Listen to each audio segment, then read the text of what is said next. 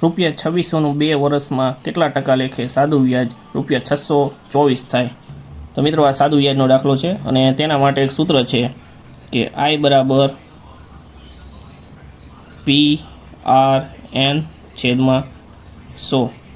તો જેમાં I બરાબર વ્યાજ, P બરાબર મુદ્દલ એટલે જે કુલ કિંમત હોય એ, અને R તો R બરાબર વ્યાજનો દર અને N બરાબર સમયગાળો.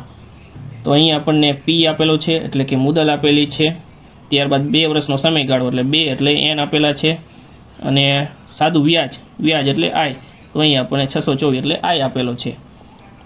તો આપણે સૂત્ર પ્રમાણે રકમ લખી નાખશું. તો I એટલે આપણને આપેલો છે 624 બરાબર P આપણને આપેલો છે 2600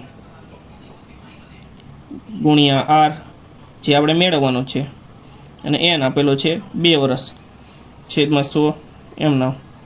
તો અહીં 100 ઉડી જશે.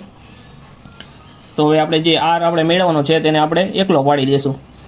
તો આમાં જે 26 અને 2 છે તે બરાબરની આ સાઈડ આવી જશે, અને બરાબરની આ સાઈડ આવશે તો અહીંયા ગુણાકારના સંબંધમાં છે તો નીચે આવશે તો એ ભાગાકારના સંબંધમાં થઈ જશે. તો અહીં આપણે લખશું 624 ના છેદમાં અહીં 26 અને 2 જે ગુણાકારમાં હતા એ નીચે ભાગાકારમાં આવી જશે, એટલે 26 ગુણ્યા 2 બરાબર R.